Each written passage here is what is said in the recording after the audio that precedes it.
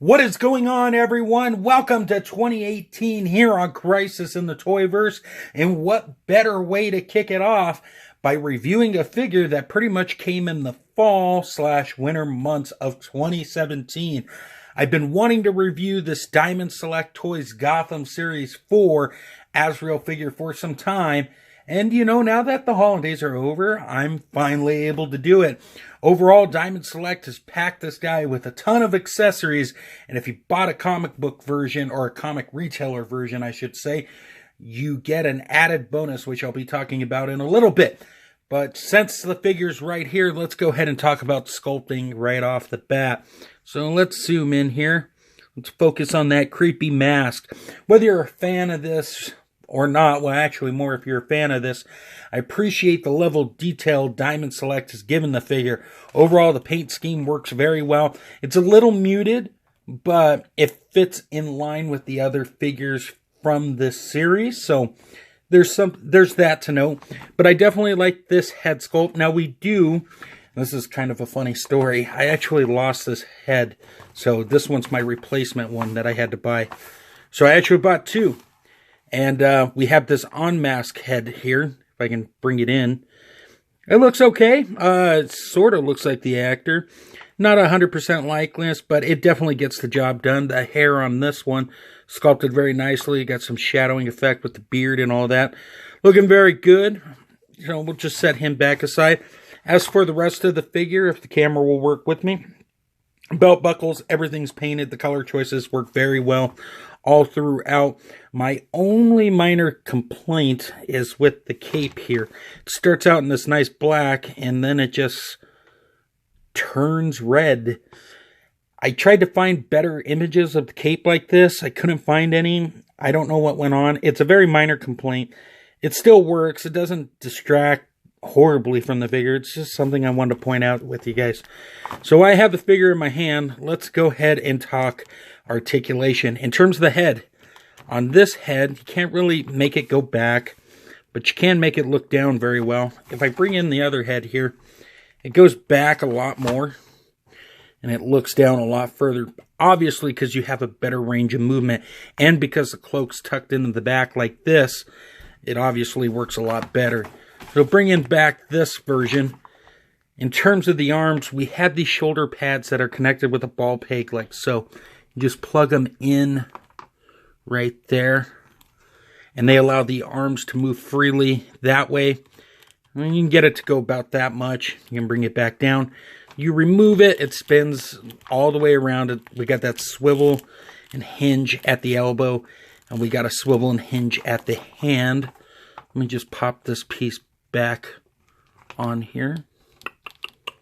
In terms of the upper body, we have a diaphragm joint that works like so. You get side to side. This gives you your waist twist as well.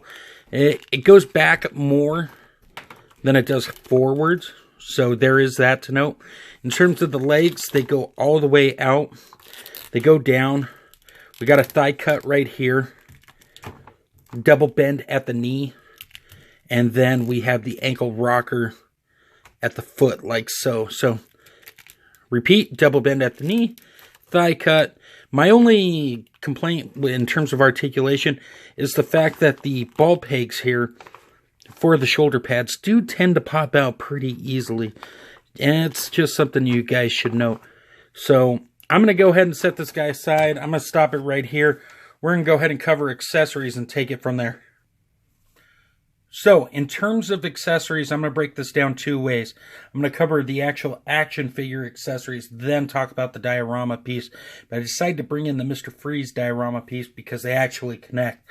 But let's go ahead and start with the head. I'm going to just touch on this briefly since I've already covered it. We have the alternate head sculpt and the hoodie. So basically what you want to do is you want to pop this head off, lay the hoodie over it, and then pop the head on, and voila, you have that action for you. We also get 3 different swords. We get this broken piece like this, sculpted and detailed very nicely.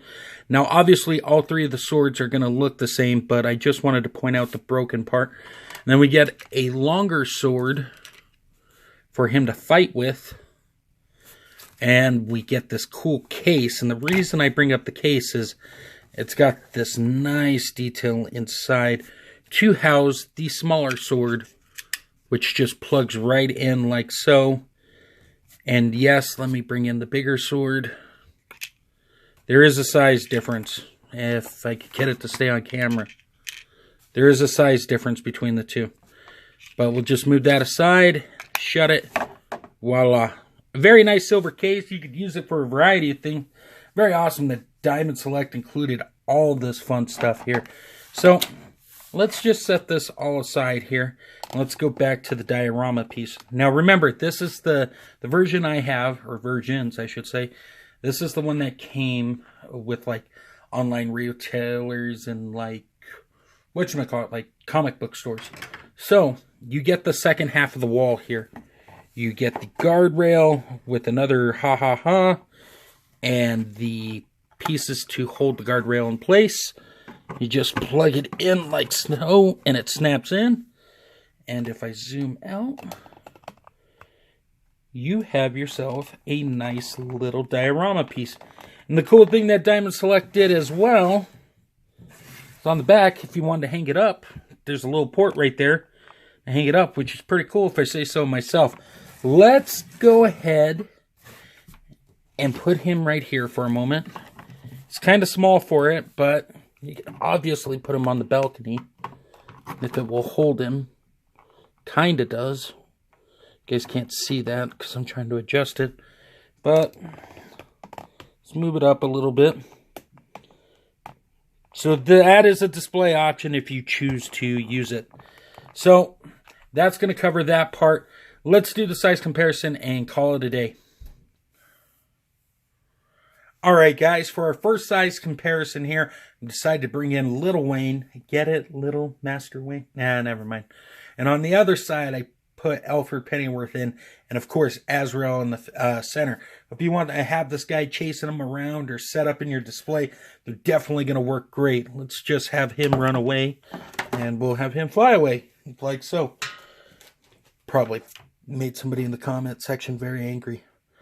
So, let's go ahead and pop in the rest of Series 4 here. And let's talk, if I can get Mr. Freeze to stand, about this latest wave from Diamond Select. Like I said, I know I'm late to the game here. But the truth is, I'm happy I waited because I've had several months now to digest these figures. I think Series 4 may be one of the best waves, if not the best wave that Diamond Select has done so far. So many accessories, the cool diorama pieces, and a plethora of bad guys to go around. So, very happy with that. Final verdict is this. If you want an Azrael figure at a good price, Diamond Select is offering one that comes with a lot of accessories and is a lot of fun to have in hands. Yes, there are some negatives about it, but those negatives are far smaller than the positives. So go out and get yours if you want to pick them up, that is. Guys, I got a whole bunch of links in my description below. Extreme Dash Sets, Big Bad Toy Store, UndercoverCapes.com, which is going to be featuring more content on here. A lot of it non-toy related, but don't worry, I'm still doing my toy reviews. So those will still be up 3 times a week. Sorry with the holidays, it quite didn't work out that way, but I'm still doing tons of content 3 times a week. Also, head over to Instagram, throw a follow at Toy Lover Crew. Guys, thank you for the support, the likes, the comments, the dislikes, anything. I appreciate it. Slideshow at the end. And until next time, everyone, great googly moogly.